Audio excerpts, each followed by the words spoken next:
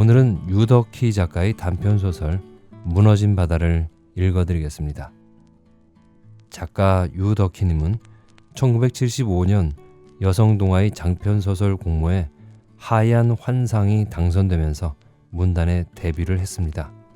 같은 해 KBS TV 연말 특집극 언니의 연인이, 1984년에는 MBC 라디오 장편 드라마 잊혀진 여인이 추억을 말할 때가 당선되었고, 장편 소설집으로는 하얀 환상, 사랑 또 한 잔, 불타는 미루나무 등을 펴냈습니다. KBS 라디오 드라마 보라민의 집과 바다의 노래, 이회영 등을 쓴 작가로서 라디오를 많이 들어본 분들이라면 어쩌면 이분의 글을 만나셨을 수도 있을 것 같습니다. 오늘은 드라마 같은 작품 무너지는 바다를 감상하시면서 즐거운 문학의 시간을 즐기시기 바랍니다. 자, 그럼 작품 읽기를 시작하겠습니다. 끝까지 저와 함께 해주세요.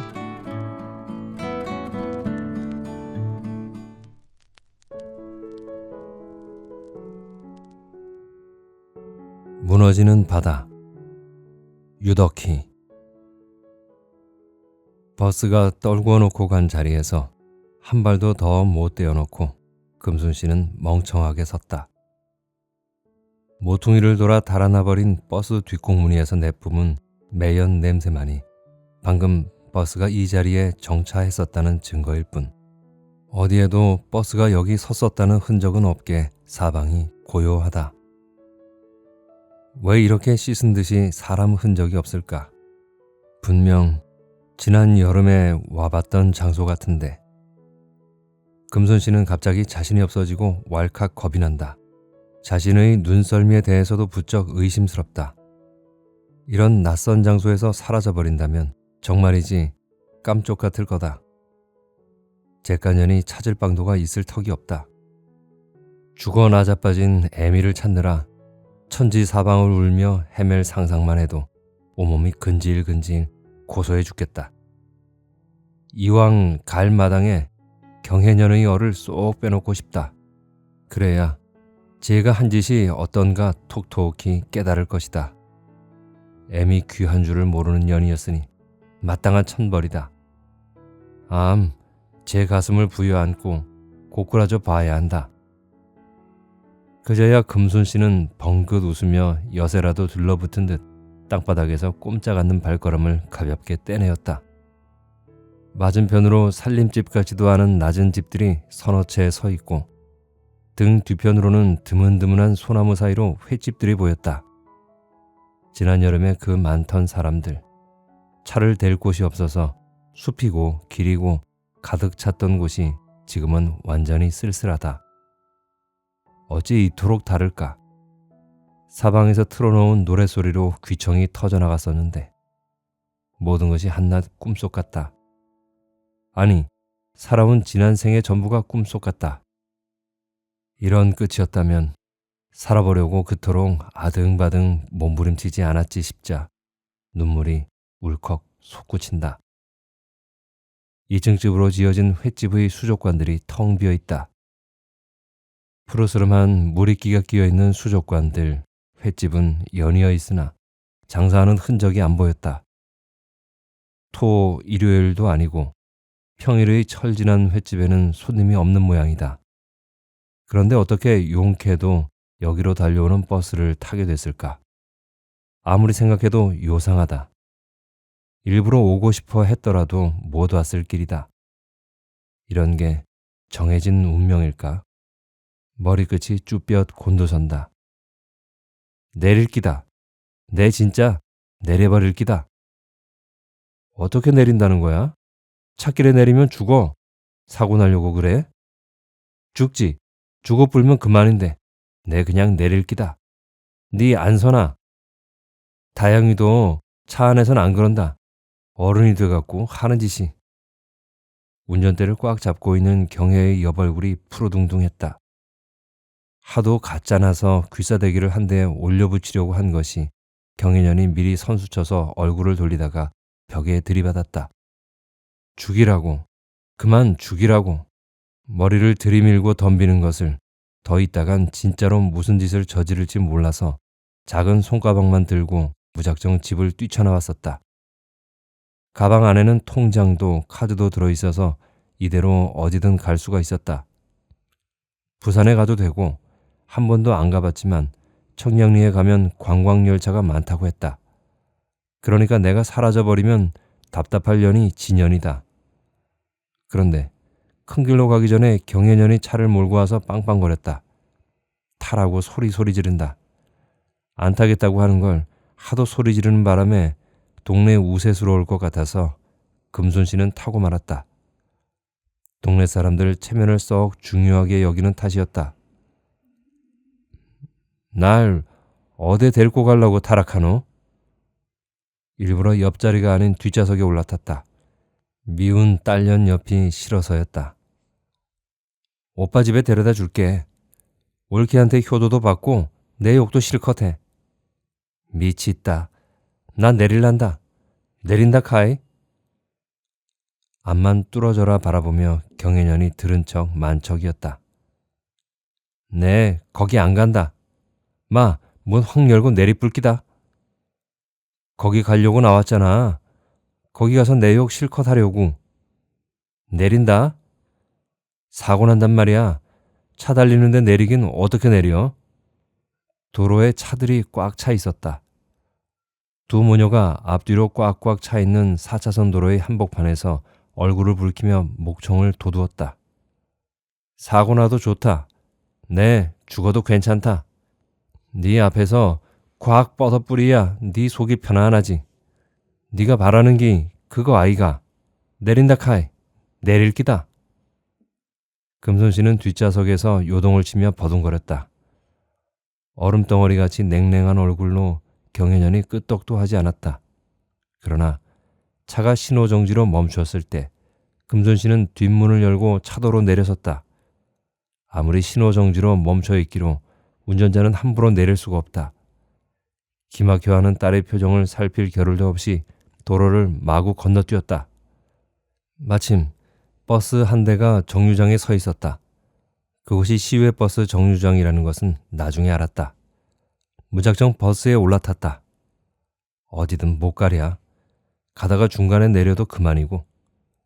아무튼 지금은 전연역에서 벗어나고 볼 일이다. 버스는 경혜의 차와는 반대 방향으로 내달렸고 금손 씨는 신호가 풀려서 앞으로 달려가는 차량의 행렬 중에서 경혜의 차를 곧 놓쳐버렸다. 버스는 한참을 반대 방향으로 달려갔다. 시내 버스가 아니라서 드물게 정차하는 것을 이상스럽게 여긴 것도 한참 시간이 흐른 뒤였다. 그만큼 감정을 정리하는 데 시간이 걸린 셈이었다. 이 버스 어디로 갑니까? 어디로 가는지도 모르고 탔어요? 불친절한 버스기사는 퉁명스러웠다. 금손 씨는 도로 자리에 가서 앉아 얼굴을 창밖으로 돌려버렸다. 그제야 버스기사는 굳어진 금손 씨 기색을 흘끗 살피며 한결 친절하게 대꾸하였다. 대부도 객가까지 쑥 들어갑니다. 그러면 됐다. 금손 씨는 마음속으로 크게 고개를 끄덕였다.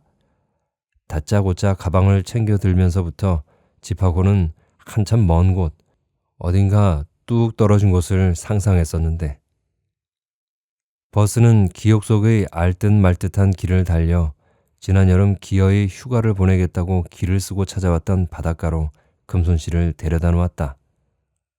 토, 일요일을 낀 닷새가는 휴가 중에서 사흘은 집 청소와 소소한 일상사로 보내고 나머지 이틀만이라도 어디 가까운 바다로 나가보자고 용단을 내려서 금손 씨와 경혜, 손주인 다영이와 다훈이 넷이 김밥을 싸들고 와서 하루를 온전히 보낸 곳이었다. 그 하루 동안의 휴가를 금손 씨도 경혜도 아이들도 길을 쓰고 즐겼다. 그랬으므로 악모굴이 끓는 듯한 수많은 인파, 휴지와 쓰레기 범벅인 바닷가, 정체를 알 수 없는 분뇨 냄새, 꼬리에 꼬리를 물고 정체되어 있는 차량들도 아무렇지 않았다. 어쨌든 필사적으로 놀아보고 싶었다. 그렇지만 지금 금순 씨는 이곳이 꼭 그곳이라는 확정을 짓지 못하고 있다. 눈에 익은 소나무 밭과 연이어 줄 서 있는 조잡한 2층 횟집이 낯설지는 않지만 웬만한 바닷가의 그렇고 그런 풍경들일 뿐이다. 하긴 지난 여름과 겨울 끄트머리의 지금은 분위기가 영 딴판일 것이다. 버스를 타고 오면서 내내 여름의 그 지푸르던 들판과 야산 풍경이 아니라 을씨년스러운 들판이며 추위가 슬금 물러나서 축축해진 흙돌로 덮인 야산이 생경스럽기만 했었다. 물론 그때는 경혜가 운전하고 좁고 낡은 차 안에서 말 안 듣는 어린 손주들의 땀배인 몸뚱어리들과 지겹게 부대끼면서 오던 길이라 그랬으리라. 어쩌다 잠깐씩 내다보던 차창 밖 풍경들이 청량 음료수처럼 상쾌하기만 하였으니 회는 비싸서 못 먹고 새우튀김을 샀던 것 같은 횟집의 유리문을 밀어보자 꿈쩍도 안 했다. 그 집의 문이 완강하게 닫혔길래 차례로 문을 밀어보니 다 닫혀 있었다. 회와 소주 한 병을 배 터지게 먹고 뻗어버릴 작정으로 이곳을 찾아온 듯이 금순 씨는 난감해졌다. 막막해서 금순 씨는 멋대가리 없이 서 있는 횟집 앞을 서성거렸다. 여전히 사람의 기척이라고는 없고 오래 혼자 있자니 적막한 공간이 두려워지기조차 했다. 소나무 숲으로부터 바람이 솔솔 불어왔다. 바닷내와 솔나무 냄새가 어우러진 묘한 냄새가 바람에 실려 있었다. 여기 어딘가에 자판기가 있었다고 금손 씨는 번쩍 생각해냈다. 추워지기도 하려니와 무료해서라도 자판기를 찾을 요량이었다. 그러나 뻔히 있을 거라고 여겨진 곳에서도 자판기는 발견되지 않았고 건물 뒤편의 방파제 쪽에 덩그러니 서 있는 자판기가 보였다. 물의 온도 93도에 불이 켜져 있었다. 어제까지 누군가가 커피를 뽑아 먹었을까? 신통하게도 자판기는 작동이 되는 중이었다. 근처의 한 달포쯤은 치우지 않은 듯한 일회용 컵들과 쓰레기들이 플라스틱 쓰레기통에 넘쳐 있었다. 그것으로 누군가 자판기를 관리하고 있다는 증거가 됐으므로 금손 씨는 엄청 반가웠다. 사람이 없을 만한 곳을 애써 찾아왔다고는 하지만 아무도 없는 곳이란 그것 자체만으로 두려웠다. 300원이면 될까 싶었지만 자판기 커피는 400원씩이나 한다. 손주들 등살에 동전이라면 늘 지갑 가득히 넣어둔 게 다행이었다. 설탕, 프림이 다 든 커피를 한 잔 뽑아들고 금손 씨는 다시 건물 앞으로 나왔다. 뒤쪽으로는 바닷바람이 거세었다. 곧 고꾸라질 몸뚱이라고 하더라도 추운 건 여전히 싫었고 왠지 음습한 바다도 무서웠다. 오래 전부터 그 바다라는 것이 자꾸만 자신을 손짓해 불렀다고 여겨졌다. 남편이 병으로 속절없이 세상을 떠난 게 20년 전이다. 재산이라곤 방 한 칸 얻을 돈을 겨우 남겨놓고 아이들이 셋이었다. 42. 청상이랄 수도 없었다. 대학에 들어갈 큰아들, 여고생이 될 경혜, 그리고 아직 초등학교 4학년인 막내 아들이 있었다. 살아갈 일이 캄캄하고 애들 셋 키울 일이 버겁고 인생이 왜 그리 무섭던지 욕심은 있어서 아들더러 서울에 있는 대학으로 시험을 치르게 올려보냈었다. 너 대학 보내준다. 애미 몸뚱이를 팔아서라도 보내줄 테니 시험만 잘 치거라. 큰 소리를 탕탕 쳤다. 그건 자기 자신에게 다짐하는 소리였는지 모른다. 영도 영선동 선창가 가까이 학고방을 얻어놓고 매일 자갈치 시장으로 나가서 생선을 받아 팔았다. 바닷바람 찬 바람에 얼굴도 얼고 손도 얼어 터졌다. 살림은 늘 경혜 몫이었다. 그래, 그 어린 시절부터 이날 이때까지 경혜는 학교 갔다 오면 엄마 몫의 일을 했다. 인정하고 말고. 그렇지만 나는 편안했나? 하도 피곤해서 아침에 일어나면 몸이 쇠뭉치로 만든 것처럼 무거웠다. 내일 아침에 눈이 안 떠졌으면 눈이 안 떠지면 다시는 안 일어나도 될 텐데. 사자보다도 식인 상어보다도 무서운 이놈의 세상과 맞붙어서 싸우지 않아도 될 텐데. 그래도 아침이 되면 어김없이 경혜년의 엉덩이부터 두들겨 깨우면서 일어났었다. 그날 아침은 유난스레 몸이 더 무거웠다. 습관처럼 통통 배에 올라탔는데 파도가 심하였다. 배와 선착장 사이에는 나무 판때기가 하나 걸쳐졌을 뿐이다.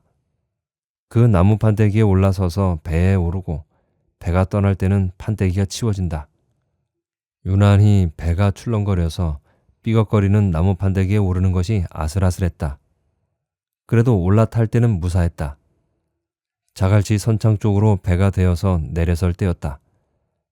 나쁜 영감탱이. 나한테 그 많은 짐을 다 떠넘기고 저만 가? 남편이 아니고 철천지 원수 같은 놈. 그렇게 속으로 중얼거리며 나무 판때기에 발을 올려놓은 순간이었다. 파도가 휙 솟구치면서 나무 판때기가 높이 치솟았다. 머릿속으로 딴 생각을 하면서 죽은 남편 욕을 해대면서 나무 판때기에 발을 올려놓아서일까. 금순 씨는 순간 휘청거렸고 바닷속으로 풍덩 떨어졌다. 순식간의 일이었다. 차갑고 높은 파도, 출렁거리는 배, 그리고 부표처럼 떠있는 선착장. 사람들이 비명소리 같은 건 귀에 안 들렸다. 수영을 할 줄은 알았으나 그게 아무 소용이 없었다. 물 밑으로 끌려들었다가 솟구쳤다가 성난 파도의 장난에 희롱당하면서도 죽기 살기로 허우적거렸다. 사지를 그토록 부지런히 놀린 적이 다시 있었을까? 선착장에 있는 남자 하나가 뛰어들었다. 그 사람이 구해줬었다.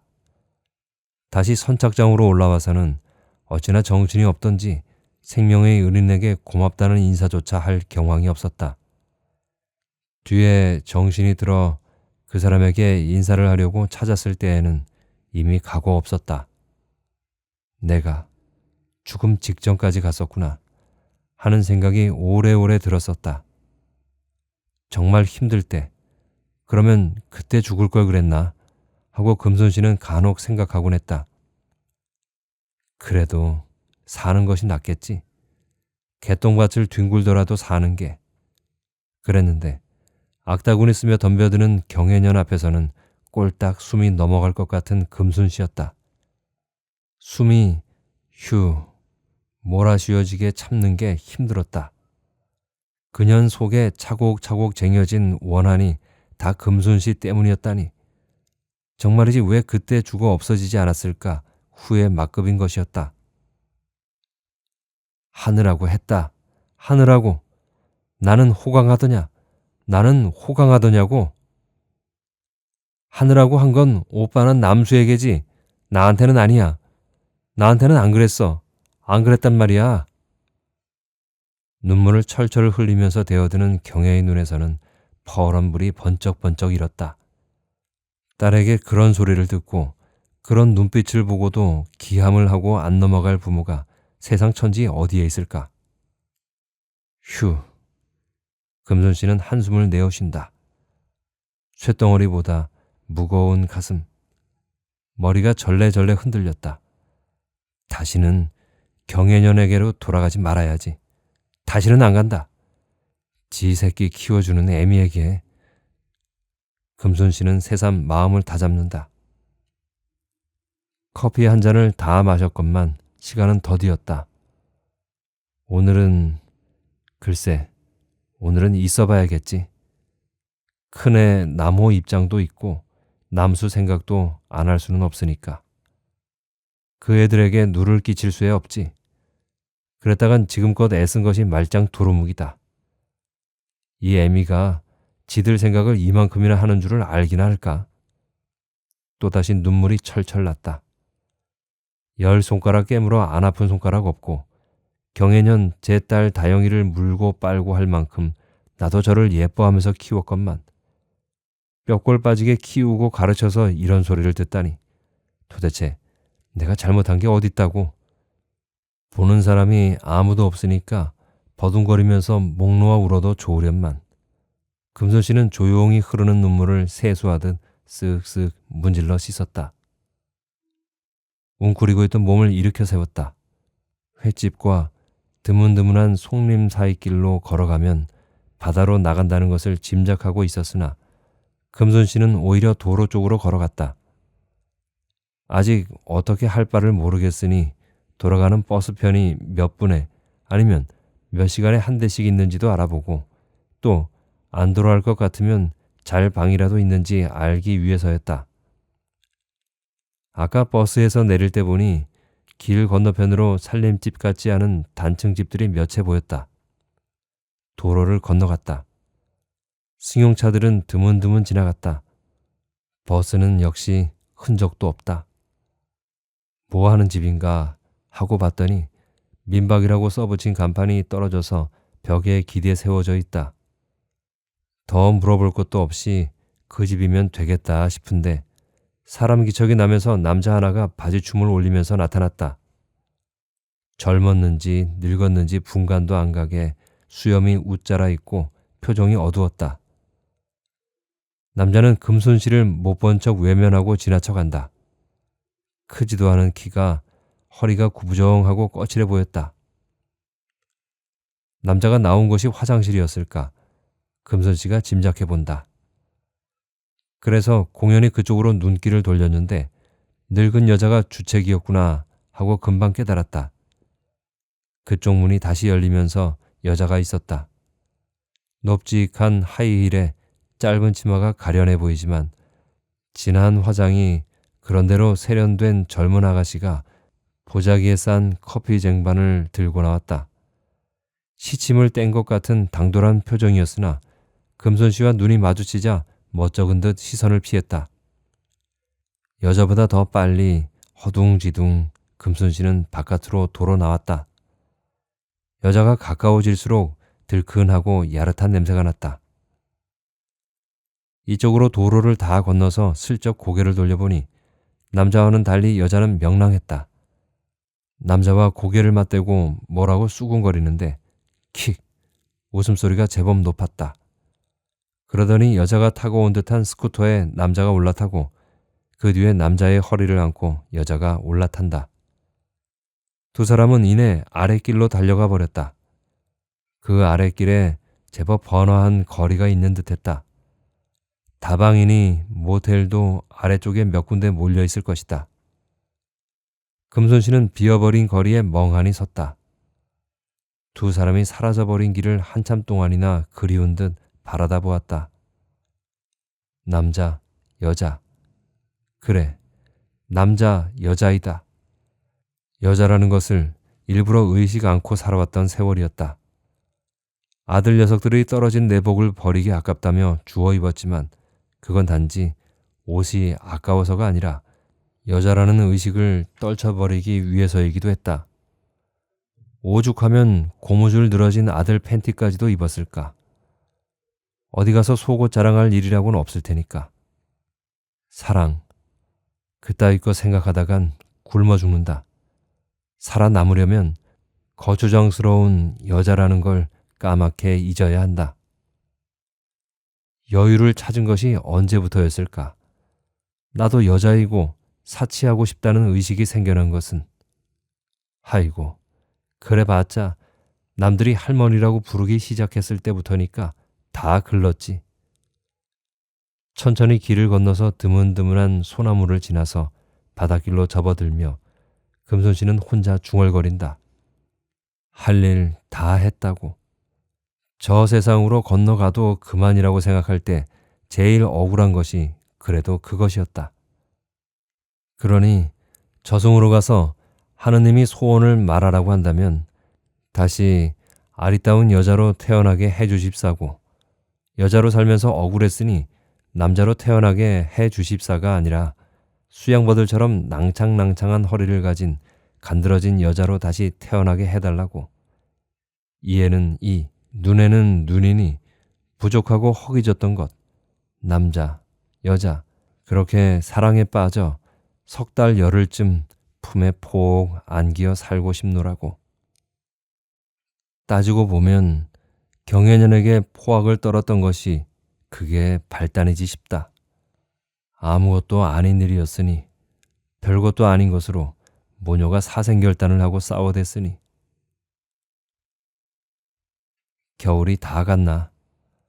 빗방울이 유리창으로 톡톡 떨어지고 있는 걸 내다보고 있자니 벨소리가 났었다. 누가 왔나? 집안에 다영이도 있고 다운이도 있었다. 비 때문에 놀러 나가지 못한 손주 녀석들이 어질러 놓은 방안이 난장판이었다. 내가 나가볼게. 다영이가 조르르 달려나가더니 현관문을 열고는 소리쳤다. 선생님. 선생님? 할머니, 노인정의 한문 선생님이야. 다영이의 목청이 또랑또랑했다. 금선 씨는 의아한 얼굴로 현관으로 나갔다. 겨울방학 동안 다영이 노인정에서 여는 한문교실에 한자를 배우러 다녔었다. 손자들과 살림살이로 한가할 틈이 없는 금순 씨는 특별한 행사가 없을 때에는 노인정으로 나다니지 않았다. 아직 노인정에서 종일 노닥거릴 연배라고 여기지도 않았고 그럴 시간적 여유도 없었다. 한문교실의 정노인은 노인이라기엔 젊은 축에 속했고 인텔리로 안 노인들끼리 신경전을 벌인다는 소문이 돌았다. 가끔 다영이 때문에 한문교실로 찾아갔다가 녹차 정도를 얻어 마셨다. 그 정도였다. 당신 도대체 언제까지 손주들 끼고 인생 도외시한 채 그렇게... 금순 씨의 얼굴이 현관문에 낀 채로 코에 닿을 듯 가깝게 정노인의 얼굴이 확 다가오더니 토막토막 끊어지는 말은 낮지만 분명했다. 당신이라니? 선생님, 수중은 물 숫자 가운데 중자, 물속이란 뜻이고요. 수중은 손 숫자 가운데 중자, 손 아니란 뜻이지요. 엄마가 나 한문 잘한다고 그랬어요. 다영이가 현관문을 확 젖히고 끼어들었다. 고작 7살이었다. 올해 초등학교에 입학하는 다영이는 한글과 한문을 같이 깨우쳤다. 정노인이 영특한 아이라며 다영이를 특별히 더 귀여워했다. 우중에 찾아와서 죄송합니다. 근처 포장마차에서 술을 마시다가 심중을 털어놓고 싶어서. 뿔테 안경 너머로 잔뜩 힘을 준 눈가가 불그레했다. 술래가 훅 끼쳤다. 다영아, 우중은 뭐고 심중은 뭐냐? 다영에게 묻는 정노인의 음성은 곰살 맞았다. 비우자 가운데 중자, 비 속에. 심중은 마음 심자 가운데 중자, 마음 속이에요. 마, 됐다. 다영아, 저리 가라. 사람을 웃지 보고. 금손 씨는 볼이 화끈거려서 현관문을 꽝 닫았다. 닫고는 거실 소파로 돌아오는데 다리가 후들거렸다. 안경 너머 성난 정노인의 눈이 뒤통수로 따라오는 것 같았다. 마음속에 불이 붙는 듯 더워왔다. 그날따라 경혜는 회식한다면서 12시가 넘어 1시 가까이 되어서 돌아왔다. 다영이와 다온이는 10시 반이 넘도록 안 자고 보채었다. 엄마를 기다렸다가 싸웠다가 어찌 말을 안 듣는지 금손 씨는 짜증도 나고 신경질도 나서 돌아버릴 지경이었다. 나중엔 만사가 귀찮아졌다. 뭔 짓인가? 내가 이게 못하는 짓인가? 앞으로도 저것들을 끼고 몇 년을 발버둥 치다가 더 힘도 빠지고 더 쓸모가 없어지면 그때는 어쩔 것인가? 허탈해졌었다. 새벽 1시가 되어서 돌아온 경혜녀는 다음날 당연히 늦잠을 잤고 도저히 더 참고 볼 수 없었던 금순 씨와 한판 붙고 만 것이었다. 그만 자고 제발 좀 일 나라. 다영이 옷 찾아 입히라. 치마 입겠다고 성화돼서 내가 똑 죽겠다. 치마 입히면 되잖아. 저거 하루에 옷 3번 갈아입는다. 아직 날도 춥고 네가 좀 우째 해봐라. 그냥 아무거나 입고 가게 내버려 둬. 뭐 하는 짓이고 이게 네 자식이지 내 자식이가? 니는 돌아오면 야들이 늘 자고 있으니까 내가 편안해 보이나? 아침부터 밤까지 시달려서 죽겠다. 아침이라도 일찍 일어나서 애들 챙겨야 안 되겠나? 어제 늦게 왔더니 피곤해서 그러는 걸 같고. 네 회사 가지 마라. 회사 가지 말란 말이다. 아침에 일나도 못하는 회사 뭐하러 다니노? 네 오늘 회사 못 간다. 못 갈 줄 알아라. 금순 씨는 부르르 일어나서 경혜년의 외출복과 핸드백을 베란다 밖으로 내던졌다. 한번 화가 나면 불같은 성격을 통제 못하는 금순 씨였다. 엄마는 나한테만 성질 부리지? 또 무슨 스트레스가 쌓였어? 또 뭐가 쌓였냐고? 회사 안 가면 엄마가 나를 먹여 살릴 거야? 애들 먹여 살릴 거냐고? 자리에서 발딱 일어난 경혜년이 눈을 똑바로 치뜨고 바락바락 대든다. 좀 전까지만 해도 잠에 취해서 다시는 못 일어나겠다고 죽는 신용이던 년이 엄마에게 덤벼들 때만큼은 어디서 기운이 펄펄 솟아나는 것이다. 휴. 금순 씨는 버릇처럼 한숨을 내쉰다. 참을 걸 그랬나? 조금만 더 참을 걸. 벌집 같은 걸 건드려 놓고 속은 이쪽이 더 상하는데 또 건드리고 말았다. 그래도 내가 엄마고 지가 딸인데. 미안해요, 엄마. 이렇게 숙이고 나오면 싸움이 될 턱이 없다. 엄마, 내가 잘못했어요. 그렇게만 나온다면 이쪽이 속 상하고 쓰라린 거 있어도 참고 넘어갈 텐데. 지 팔자가 그래서인가? 경혜년은 그때마다 대가리를 치켜들었고 그래서 매번 습관처럼 한바탕 싸우게 되었다. 딸과 엄마가 서로 할 말 못할 말을 있는 대로 쏟아놓고는 엉겨부터 뒹군다. 다영이가 울고 다운이가 울어도 아무 소용이 없다. 나무의 집 사람들이 알까 무서운 싸움이 한판 벌어지는 것이다. 다른 집 딸들은 안 그렇더라. 다른 집 딸들은 아무렇게나 치아 놓아도 잘만 살더라. 니는 뭐고? 왜 그따위 팔자밖에 안 돼서 내 속을 디비놓노? 다른 집 엄마들은 엄마 같은 줄 아나? 다른 집 엄마들은 자식 새끼들 앞에서 다 큰 딸 머리 쥐어뜯고 뺨 때리고 옷 집어던지고 그러는 줄 알아? 단 한마디도 지지 않고 새파래진 얼굴로 또박또박 대드는 경혜년이었다. 그래서 더 금순 씨는 복장이 뒤집어졌다. 발걸음이 바닥으로 툭 떨어진다 싶더니 모래사장이었다. 소나무 숲길이 다 끝나고 모래밭이 시작되었다. 바다가, 뻘물이 일어서 우중충한 바다가 기슬글 철썩거렸다. 돌아보면 부천으로 이사 온 게 잘못되었나? 그렇지만 누가 대학 입시에 떨어지라고 빌었나? 지 성적이 모자라서 떨어진 거지. 경혜년이 대학에 떨어졌을 때 마음속으로 좋아라 한 것은 사실이었다. 누구 하나라도 남편 대신 금순 씨를 도와줄 사람이 필요했고 그게 경혜년이라는 것은 어찌 보면 당연했다.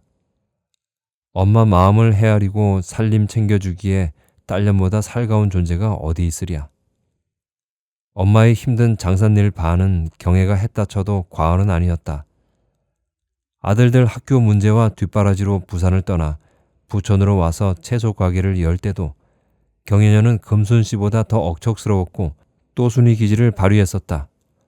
누구보다 금순 씨를 끔찍하게 위했던 경혜년이 변하기 시작한 것은 그놈의 연애 때문이었다. 서울에서 만난 여고 동창에게 소개받았던 남자 윤하기를 사귀면서 경혜는 자신의 처지를 비관하는 눈치였다.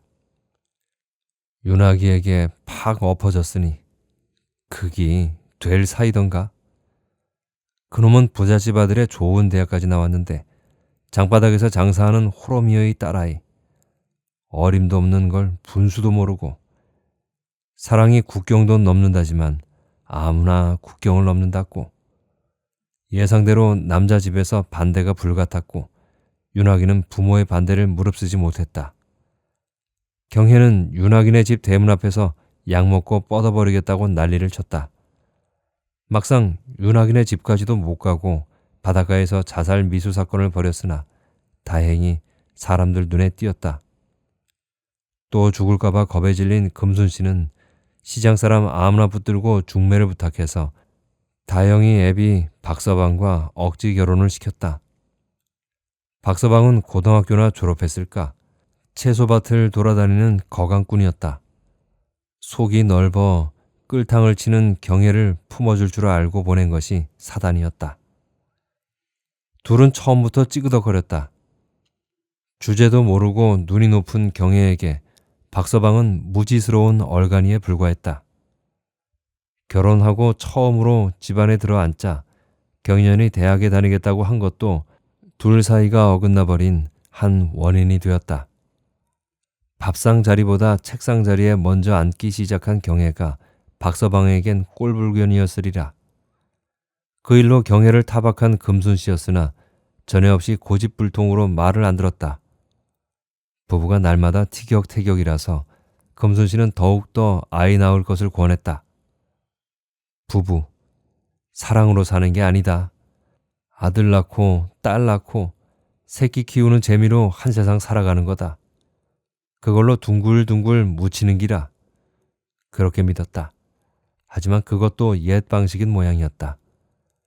결혼하자마자 쉽게 들어선 다영이는 어쩔 수 없다 치고 이미 정남이가 떨어지기 시작할 때 가진 다운이는 경애가 낳지 않으려고 기를 썼다. 그걸 막무가내 낳게 하였으나 다훈이 돌도 되기 전에 박서방과 경애는 영영 갈라서고 말았다. 두 외손주를 금손씨가 맡아 키우지 않으면 안 될 상황이 벌어졌다.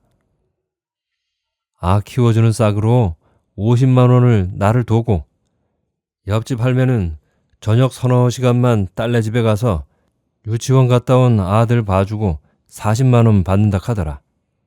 나는 네 살림 다 살아주고 24시간 아들 키워주고 50만 원이면 거저다. 내가 아들 안 키우고 시장에서 묵만 쑤어서 팔아도 이 돈보다 더 버는 거 알지? 결혼한 두 아들들이 이제는 어머니 호강하셔야 하는데 다시 또 경애년 애들 봐주느라 늙는다며 경애에게 눈을 흘기는 것을 아는 금순씨였다.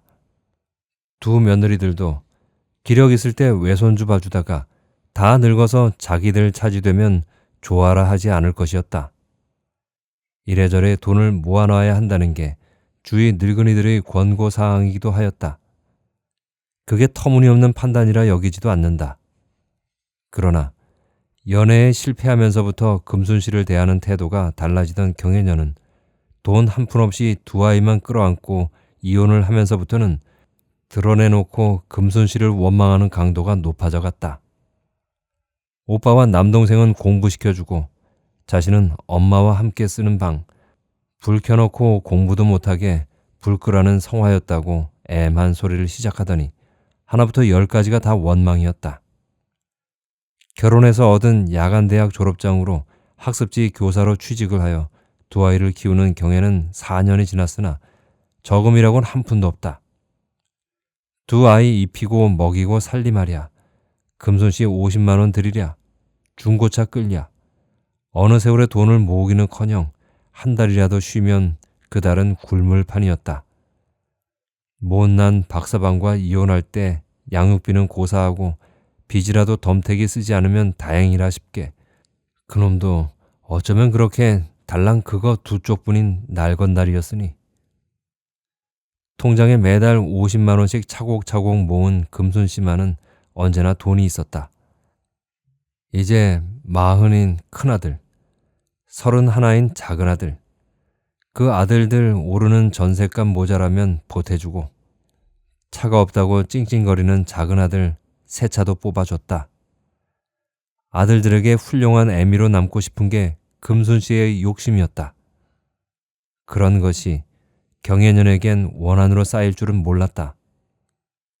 생각해보면 경애년의 도움받아가며 억척스레 두 아들들 뒷바라지를 하긴 했다.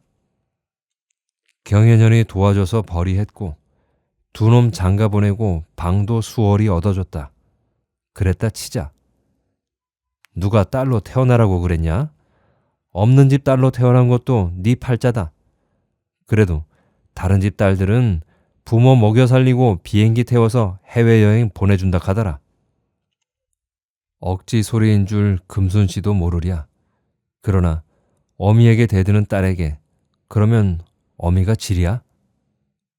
휴, 버릇처럼 한숨이 토해졌다. 바람이 선득선득하다.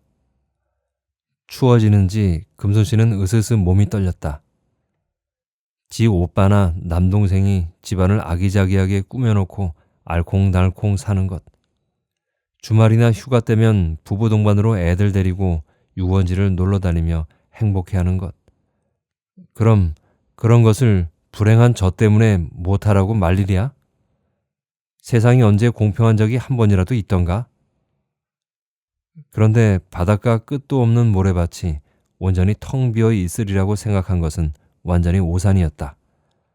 전혀 어울리지 않은 생뚱맞은 것이 모래밭 한가운데에 덜컥 놓여 있었다. 별일이다 하는 생각에 이어 누가 버리려던 것인가 하는 생각에 연이어 들었다. 군청색 봉고차였다. 보기만 해도 어쩐지 기분이 나빠질 것 같은 낡은 차인데다 먼지투성이고 하루 이틀 방치된 꼴이 아니었다. 누가 여기 좋은 바닷가에다 저런 걸 흉물스럽게 내버렸을까 했으나 그게 아니었다. 가까이 다가갈수록 방금까지도 사람이 있었다는 것, 그리고 차의 용도로서가 아니라 살림 사는 집의 용도로 사용됐으리라는 짐작이 한눈에 들었다.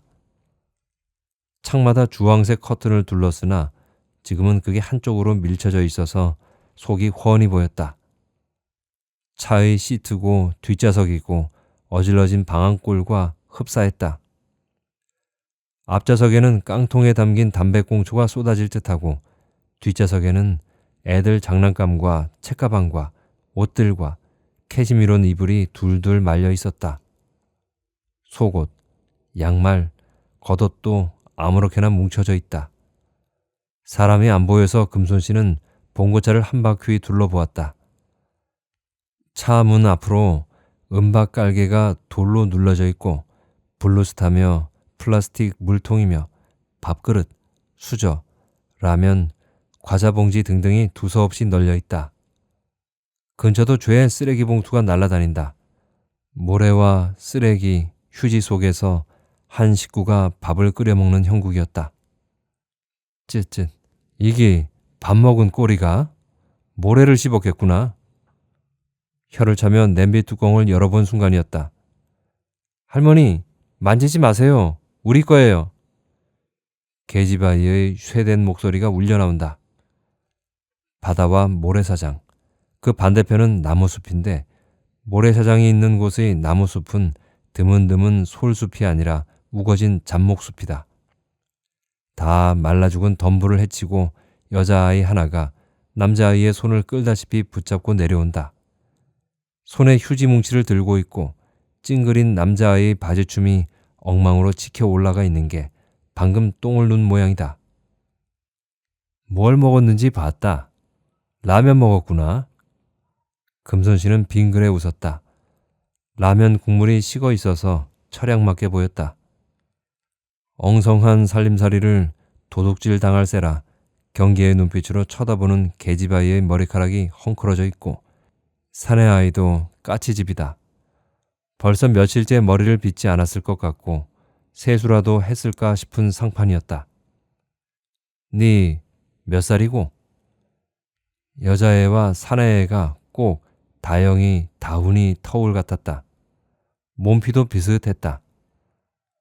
나는 9살이고 동생은 7살이에요. 할머니는 누구세요?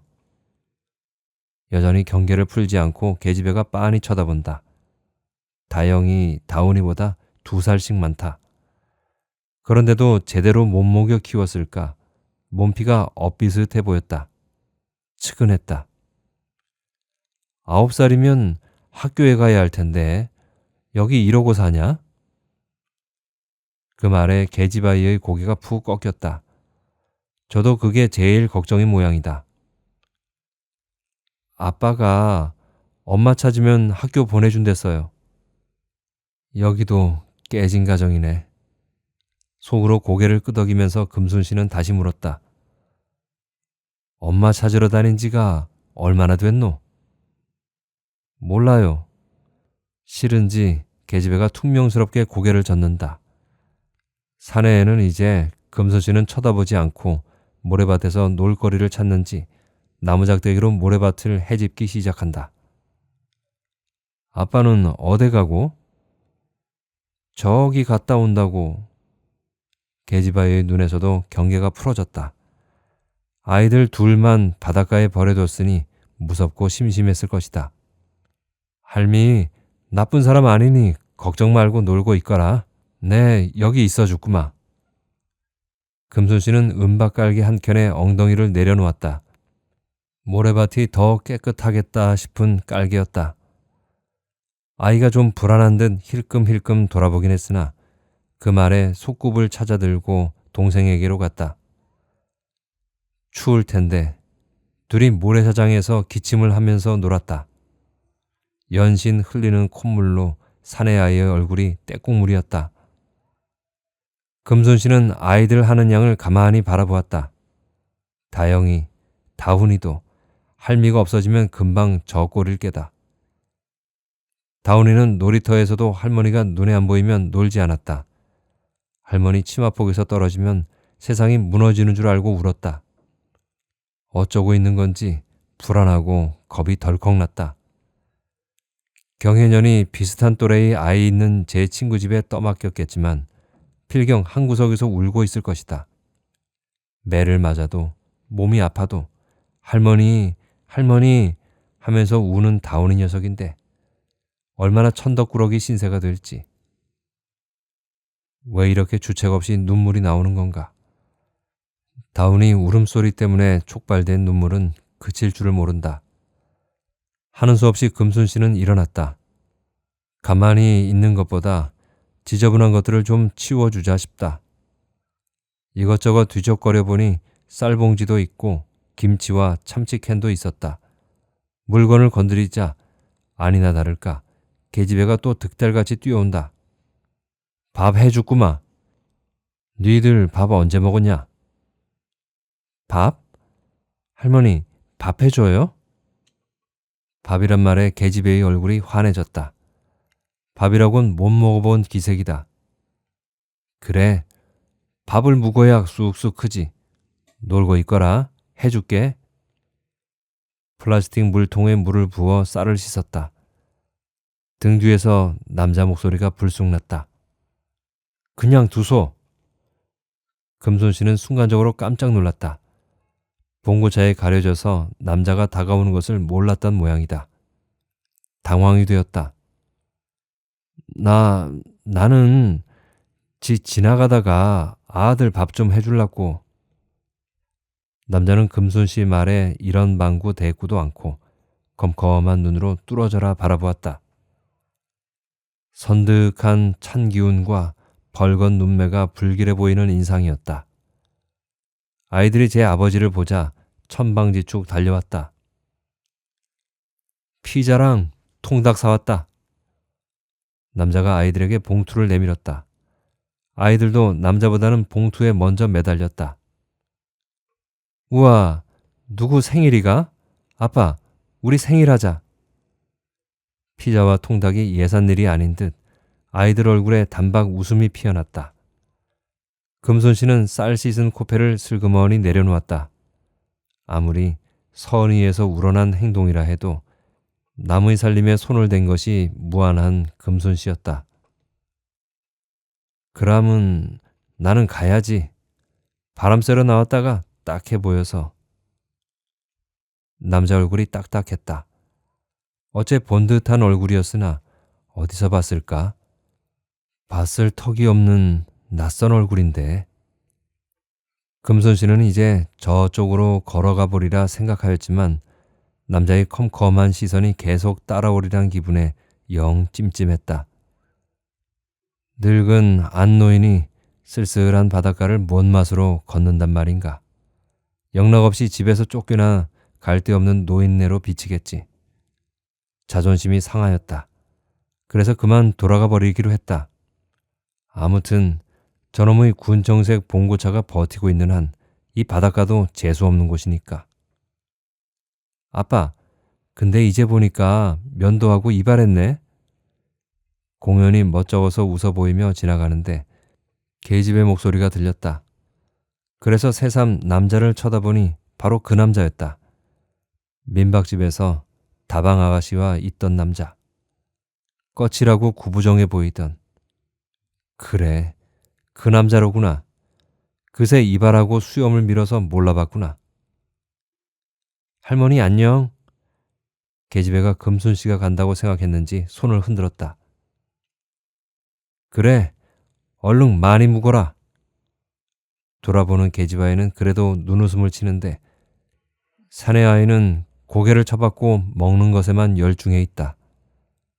사내 애들이란 대부분 계집애보다 얼띠다. 다운이도 그랬다. 금손씨는 그의 참견을 하고 말았다.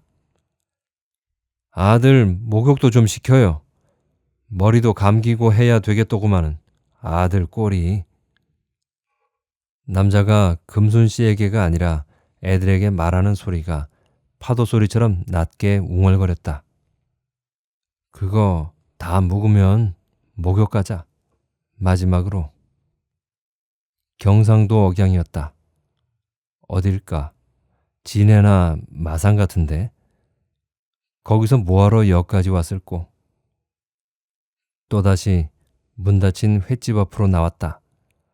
드문드문한 송림 사이론 저녁의 그림자가 길어졌다. 하루가 금세 어두워질 텐데 이것들이 낮에 잘 놀다가도 밤이 되면 엄마를 더 찾을 텐데 마음이 다급해져서 길을 건너는 금순씨의 발걸음이 허둥거렸다. 버스는 언제 오는지 안 오면 택시라도 있을 것인지 그러는데 신통하게도 버스가 왔다.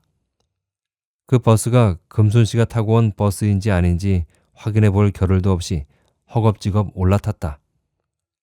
타고 난 뒤에 물어보니 제대로 탔다. 긴장해서였을까? 긴장해 있을 필요가 뭐 있을까마는 차에 오르자 슬며시 몸이 풀어지면서 깜빡 졸았다. 눈을 뜨자 부천이었다. 집까지 가지는 않아서 중간에 내려서 택시를 바꿔 탔다. 경혜년이 애들 맡겼을 곳이란 태영이 엄마네 집이다. 태영이가 다영이랑 동갑이고 이사 오기 전엔 같은 유치원에 다녔다. 태영이 엄마와 경혜년이 짝짝꿍이 되어 금순씨 흉을 봤으리라는 것을 잘 안다. 교활한 태영이 엄마는 금순씨 앞에서는 어머니 어머니 하면서 금순씨 편을 들지만 저희들끼리 있을 땐 이쪽 흉을 보는 것을 눈치채고 있다. 그래도 속 털어놓을 수 있고 도움받을 수 있는 친구 한 사람이 있다는 것이 어디인가. 아파트 앞에서 택시를 내리자 주차장에 낯익은 차가 보였다. 회색 찌그러진 문짝을 그대로 달고 다니는 차란 경혜년 차뿐이다. 얼핏 보니 차 안에 사람이 없다. 됐다. 지 엄마가 찾으러 왔으면 된 거다. 그대로 휙 돌아서서 가버리려는데 할머니! 다영이 목소리가 터져나오고 할머니! 울음과 어리광 범벅인 다운이 목소리가 울렸다. 보니 약국에서 아이들이 엎어질 듯 뛰어나오고 그 뒤로 경혜년이 여전히 퍼렇게 구겨진 인상으로 나온다. 할머니, 나 손 대었어. 다영이가 오른쪽 손바닥에 붕대를 감고 그 손을 위로 반짝 치켜들고 달려온다. 웃자다가 손을 뒤어. 태영이가 나를 밀었어. 그래서 커피 주전자에 손이 팍 엎어졌어. 다영이 고운 눈에 이슬 같은 눈물이 글썽글썽했다. 금손씨는 목이 메었다. 저런, 다시는 그 집에 가지 마라. 우리 다영이 아파서 웃자노. 웃자면 좋노. 많이 아프제? 쓰라리제? 할미가 불어줄까? 금손씨는 아이 손을 붙들고 호호 불며 법석을 떤다. 경혜년이 한마디도 않고 가만히 있다. 아직 퇴근할 시간이 아닌데 다영이 손 대었다고 우는 바람에 일찍 와버린 모양이다. 할머니 하고 제 누나에게만 신경 쓰는 금손씨에게 다운이가 매달리며 떼를 쓴다. 이제 내 왔으니 네 일하러 도로 가라모. 다영의 멀쩡한 왼손을 붙잡고 다운이는 등에 업고 금순 씨는 경혜도 쳐다도 안 본 채 퉁명스럽게 말한다. 집에 가야지. 오늘 관리 빠진 애들은 토요일에 봐주면 돼. 경혜가 차문을 열었다. 내리깐 싸늘한 눈이 여전히 도도하다. 참 더럽고 안이 곱다는 생각이 들지만 손주들이 불쌍해서 금순 씨는 경혜년 뒤통수에 눈을 흘기며 올라타고 만다. 차 안이 쓰레기통이었다. 애들 관리하는 학습지며 판촉으로 나오는 상품들이며 한 번도 경혜년 차 안이 깨끗한 걸 본 적이 없다. 아이고, 우리 차만 이래 더러운 줄 알았더니 오늘 할미가 진짜 쓰레기밭 같은 차 한 대 봤다. 애들에게 말하는 동안 경혜가 잠자코 시동을 걸었다. 금순 씨는 아이들과 뒷좌석에 앉았다. 다영이는 댄 한쪽 손을 여전히 위로 치켜든 채 다른 쪽으로는 금순 씨 옆구리에 기댄다. 다운이도 기대와서 금순 씨는 커다랗고 튼튼한 기둥이 되었다. 금순 씨는 자신은 나무의 몸통 같고 자식들은 가지이며 손주들은 그 가지의 잔가지 같다고 느낀다. 엄마는 도망가고 남자가 애 둘 데리고 봉고차에서 몇 날 며칠을 살았는지 참말 거지가 따로 없더라. 밥도 맨날 라면만 묵었는지 아들은 떼꾸정물에 담갔다가 건진 것 같고 그거 보니까 내 없어지면 우리 다영이, 다운이 꼭 젖꼴이겠다 싶은 생각에 내 더러봐도 참고 왔다 아이가. 어디 갔었는데 그런 사람이 있대? 룸미러로 금순 씨를 보며 경혜가 비웃듯이 물었다. 애들에게 혼자 소리 삼아 한 금순 씨는 대답을 할까 말까 하다가 한다. 지난 여름에 우리 놀러 갔던 대부도인가? 그 바닷가 있나? 풋! 하고 경혜가 웃음을 터뜨렸다. 나이에 안 어울리게 바닷가? 금순 씨는 확 열이 올랐지만 오히려 더 허둥지둥 상황 설명을 하였다. 그런데 좀 이상하긴 하더라. 그 아들 아빠가 돈도 없을 낀데 우짤라고 피자랑 통닭이랑 아들한테 사주고 하는지 살림이 말도 못하게 엉망이던데 마음 잡았는지 지도 수염 깎고 이발도 하고 집이 멀지도 않은데 애들은 벌써 금순 씨에게 기댄 채 잠이 들려는 기색이다. 집에 가서 자야지. 집에 가서 밥 먹고 자야지. 하고 금순 씨는 애들을 흔들었다. 한참 동안 말이 없던 경혜가 문득 생각이 깊은 어조로 말했다. 그 사람 혹시 애들하고 자살하려는 거 아닐까? 무슨 소리 하노, 야가? 금순 씨는 저도 모르게 빽 소리쳤다. 아니면 그런 쓸쓸한 바닷가에서 뭐하러 있겠어? 맨날 라면 먹다가 피자 같은 거 사다 줬다는 것도 그렇고. 그거 사 아들 제대로 못 먹인 게 미안했겠지. 지도 애빈데. 머리 깎고 수염 밀었다는 게 수상하잖아? 나는 자살하는 사람 심정 알아. 절망하면 죽게 돼. 목욕하자. 마지막으로. 그래, 마지막이라고 했다. 그게 이제서 툭 걸려왔다. 네 말 맞는 것 같다. 금순 씨가 갑자기 말한 것과 경혜년이 아파트 진입로 앞에서 좌회전하지 않고 바로 직진해버린 것이 동시였다. 하마터면 옆 직진 노선에서 달려오던 차와 부딪힐 뻔했다. 금순 씨가 연방 뒤를 돌아보며 미안하다고 손을 들었다. 러시아워였다. 차들이 도로에 꽉꽉 메워지기 시작했다. 부천을 벗어나기까지 평소보다 배가 아니라 3배의 시간이 걸린 것 같았다. 칭얼거리던 아이들은 이미 잠이 들었다. 가로등도 불이 켜져서 거리엔 온전히 밤이 점령해버렸다. 어두워지자 불안이 확산되는 듯하다. 차가 와 이리 안 가노? 걱정돼 죽겠구만은. 한 번 든 불길한 생각이 속을 꽉 채워서 금손씨는 아이처럼 보챈다. 마음속에 검은 연기가 가득 찬 듯 숨이 막힐 것만 같다. 그러나 도로는 금손씨의 마음속 사정과 아랑곳 없이 가득 메워져 있을 뿐이다. 먼저 말을 꺼내놓고 금손씨를 사정없이 불안 속으로 떠다민 경혜는 지금은 조용하다. 운전대에 두 팔을 얹은 채로 꼼짝도 않고 바깥만 가만히 바라보고 있다. 뭘 보는 건지 안 보는 건지 표정도 말갛게 가라앉아 있다. 앞에 무슨 사고가 난 거 아닌가? 차들이 주차장에 있는 것 맹크로. 또다시 불평을 터뜨리려는데 엄마 하고 낮게 경혜가 불렀다. 오늘 저녁 들어 처음으로 엄마 하는 소리가 어찌나 생경한지 금손씨는 자기 귀를 의심하였다. 윤학 씨 봤어? 어제. 봤다기보다는 봤다고 해야겠지. 소개받아서 신입하려고 어떤 아파트를 찾아갔는데 들어서니까 거실에 가족 사진이 걸려 있는 거야. 남편이 윤학 씨더라고. 대꾸 없는 금손씨는 부르르 몸이 떨렸다. 그 쳐죽일 놈, 물이 불쌍한 경혜를, 나쁜 놈.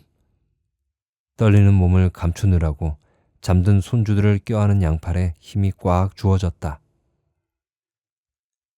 애들은 사내로 쌍둥이인데 다영이랑 동갑이더라. 경혜의 눈이 어디를 보고 있는가. 핀으로 고정된 듯 움직이지 않는다. 나는 그 남자 때문에 다영이 아빠한테 냉정하게 대하고 곁도 안 주고 못되게 굴었는데 잘 살더라고. 차가 풀리는 기색이었다. 경혜의 눈에 길 건너 가로등의 불빛이 반사되었을까. 번들번들 불빛이 어리었다. 경혜년 표정을 훔쳐보느라 금손씨는 긴장해서 입도 뻥끗 못하는데 뒷차들이 대신 경적을 울렸다. 차 풀렸다. 어서 가야지. 겨우 바보 같은 한마디를 하였다. 늦었을지 착각일지 모르겠지만 가보지 뭐. 경혜가 꿈에서 깨듯 룸미러로 금손씨와 눈을 맞추며 멋쩍게 웃었다. 차들이 한번 풀리기 시작하자 쑥쑥 빠졌다. 금손씨 생각에도 속도가 붙었다 싶게 어둠 속을 전속력으로 달려나갔다. 이제는 부천을 벗어난 듯 싶은데 아무리 달려가도 금손씨는 여기가 어디인지 모르겠다. 낮에는 그런 대로 알 듯 모를 듯한 길이었는데 밤이어서 그런지 알 수가 없다. 그것을 끝으로 경혜는 더 이상 한마디도 하지 않는다. 금손씨도 아무 말 하지 않는다.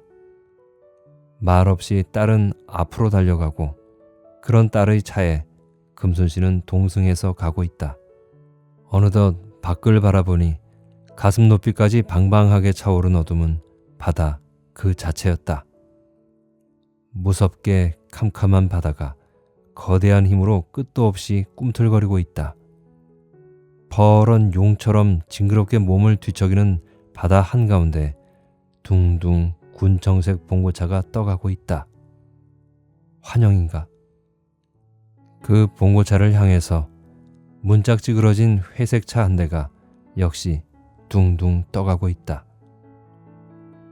바다가 금손씨의 눈앞에서 키높이로 일어섰다가 좌르르 무너졌다. 무너져서 흰 포말로 흩어져 갔다.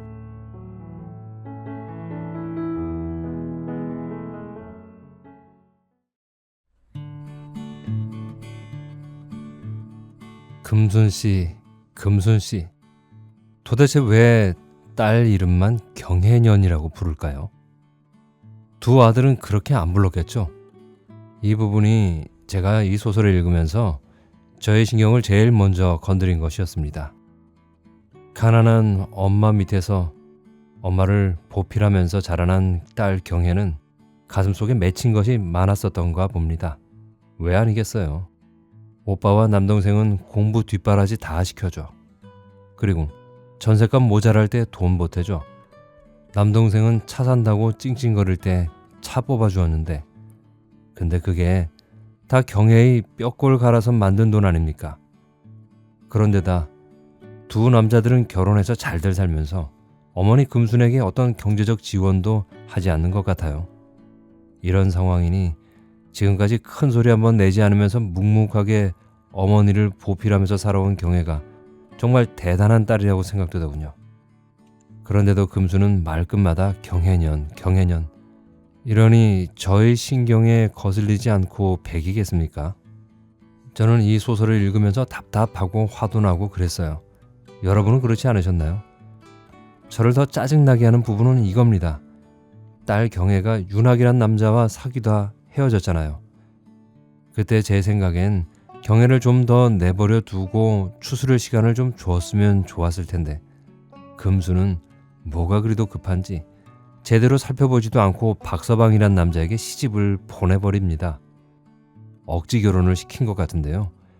요즘 같으면 마음에도 없는 결혼을 막 하려고 합니까? 절대 안 하죠. 근데 금수는 그렇게 해야 헤어진 남자도 잊을 수 있을 것이고 또 그렇게 살면서 애라도 낳으면 그냥 저냥 살게 된다고 믿은 거예요. 예전엔 다 그렇게 생각했던 모양이죠. 자신이 그렇게 살아왔으니 딸도 그러면 될 거라고 생각한 것 같은데 말씀드렸듯이 저는 이 부분이 너무 답답했어요. 그래서 결국 결과는 어떻게 되었나요?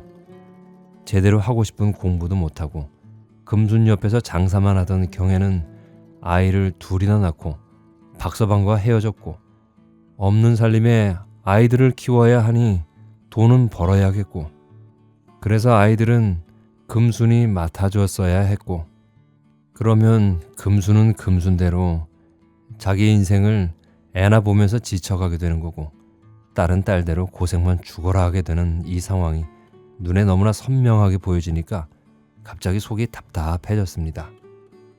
거기다가 더 웃긴 거는 애 봐준 값으로 받은 돈 50만 원을 모아서 두 아들들에게 주고 있다는 거예요. 정말 어이가 없기도 하고 짜증도 나고 정말 뭐라 할 말이 없습니다. 이쯤 되면 여러분도 의문이 드실 거예요. 금수는 경혜의 땀과 눈물로 일군 것들을 아들들에게 떠다 먹여주기까지 하면서 왜 그 아들들에겐 찍소리 못하는 걸까요? 왜 애먼 경혜에게만 남의 딸은 어떻네 저쩌네 하면서 딸을 쥐어짜는 걸까요? 두 아들들도 그래요. 자기들이 그렇게 받아서 잘 살게 되었으면 누구의 희생으로 자기들이 멋진 인생을 살게 되었는지 안다면 동생에게, 어머니에게 보답을 하는 게 인간 아닐까요? 아무리 다 키워놓으면 자기들 잘나서 큰 거라고 생각들을 한다지만 이건 정도가 좀 심하다 싶습니다. 네, 그래서 금순과 경혜가 심하게 싸웠던 것입니다. 두 사람 보면 둘 다 좀 참 딱해요.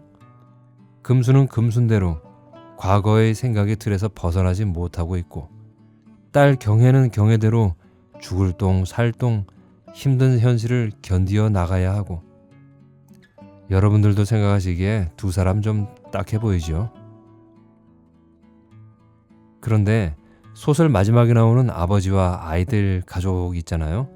그 군정색 봉고차에 살고 있는 수염을 깔끔하게 밀고 온 그 아버지가 은근히 암시하듯이 말한 그 말처럼 그들은 정말 같이 죽으려고 작정을 한 걸까요? 그 이야기를 전해 들은 경혜가 그럴지도 모른다 생각해서 그들을 구하기 위해 바닷가로 가면서 이야기가 끝이 나는데 아마 구했겠죠? 자신도 정말 힘들고 고통스럽게 살아가고 있지만 자신들보다 더 힘든 삶을 사는 다른 가족을 구하러 가기 위해 일말의 고민도 없이 찾아 나선 경혜와 금수는 그래도 희망이 있는 사람들이라는 생각이 듭니다. 이런 사람들은 앞으로의 삶에서 많은 복을 받아야 합니다. 세상이 정말 올바르다면 그래야 한다고 생각합니다. 과거의 불운들과 이젠 완전히 결별하고 앞날을 위해 살아가야 합니다. 여러분들도 그렇게 생각하고 계시겠죠? 지금까지 유덕희 작가의 무너진 바다를 읽어드렸습니다. 오늘 하루도 수고하셨고요. 이후 시간도 행복하고 즐겁게 보내세요. 저는 또 다음에 뵙겠습니다.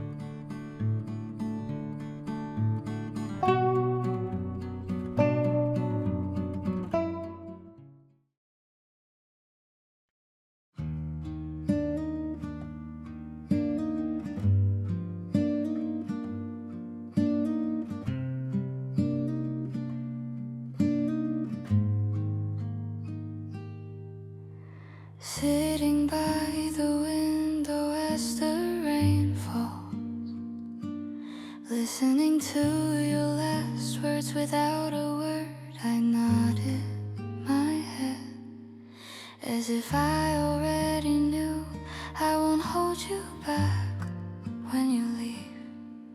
A heart that's already gone, I can hold on to.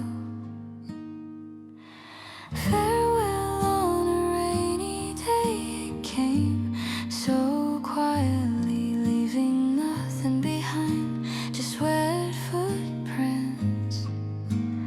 Only the sound of rain outside remains.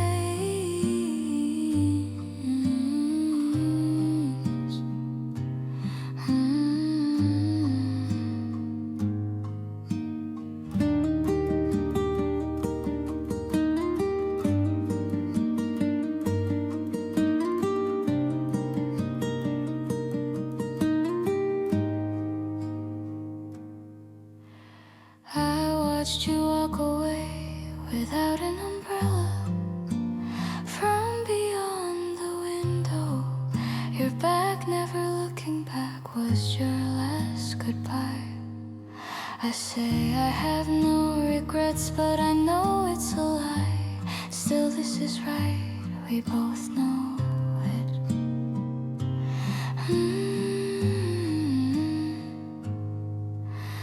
Farewell on a rainy day, it came so quietly, leaving nothing behind, just wet footprints.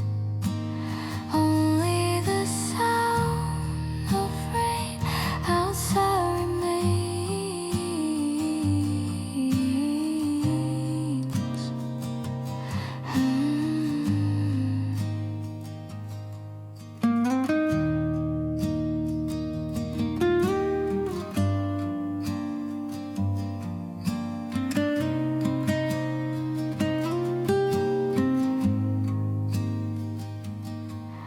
When someday this rain stops, we'll each walk our own way. There are no regrets, just sadness in this farewell. Farewell on a rainy day, yeah, so quietly, without wishing for anything. I'll just let